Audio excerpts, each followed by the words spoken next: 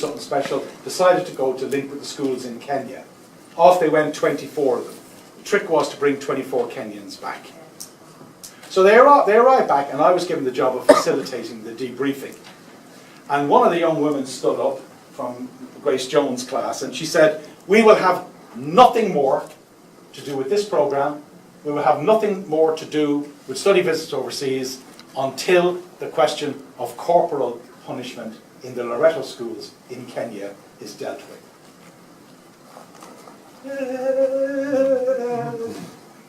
No debriefing, no discussion, no workshops, no prayers, no reflections, full stop, end of story.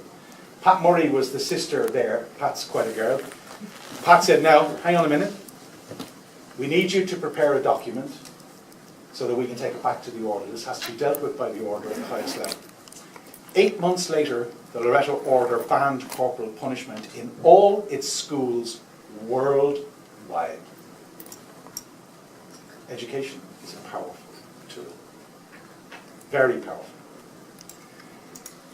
One of the reactions I get all the time to this stuff is, "I feel overwhelmed. I'm about to drown in climate change." Stop it.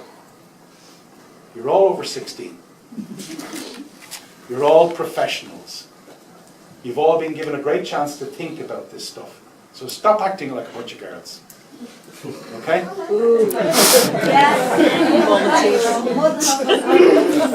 Stop. Best reaction. Mention the word girls. Best reaction of all day. These issues are difficult. They're serious. They're life-threatening. But that is not an excuse for not engaging with them. Get over it. We need to climb into them, deconstruct them, and rebuild them as professionals. That's our job. That's why you're paid 90 grand a year. Okay? That's why they pay me 150 grand. We need to deconstruct them in order to reconstruct them. And you know how to do that. So for me, the first question I would have is, what area appeals to me as a teacher? Is there a natural area that I feel some kind of relationship with, be it the environment, be it women's rights, be it refugees, be it FGM, be it fair trade, right? And get into that one. Pick an area that somehow you feel some empathy with. The key challenge is, in doing fair trade, why is it called fair trade? Why did we call it fair trade? My brother said to me on a train one day going to Twickenham, "Do you believe," he's a businessman, he said, "Do you believe fair trade will change the world?" I said, "No." "Why you asked me that question?" He said, "Well, you're always going on about it." I said, "I'll tell you something for nothing. Unfair trade won't." He said, "It's the best answer I've ever had." The reason why we do fair trade is because we have unfair trade. One of my criticisms of the fair trade movement is, it's not about fair trade, it's about bloody unfair trade. So as a teacher, you go, yeah, fair trade, but I got to migrate from fair trade into unfair trade.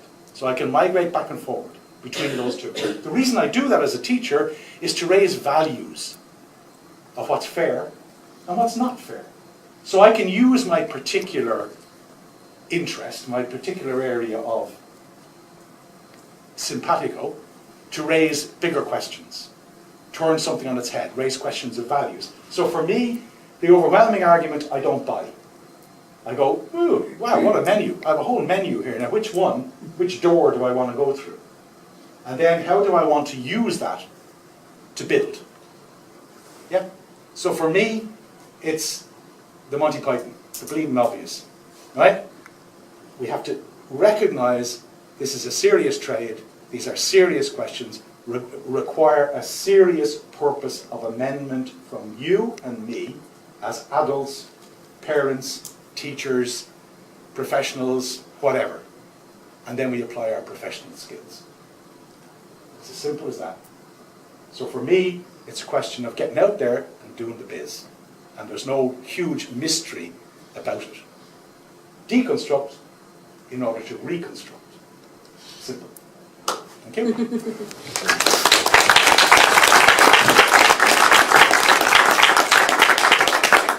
I have to say it was worth coming for that last 6 minutes alone. Beautifully, beautifully summed up.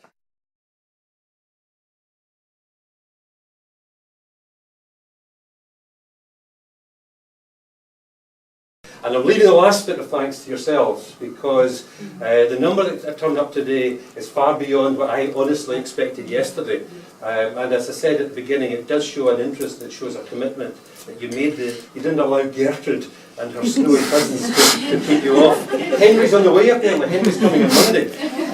And I'm really, really delighted. I'll leave you with one statement. In all my working life, there was one thing that I kept buzzing in my head, particularly when I was a head teacher, and it was this: what happens in the classroom determines the quality of the school.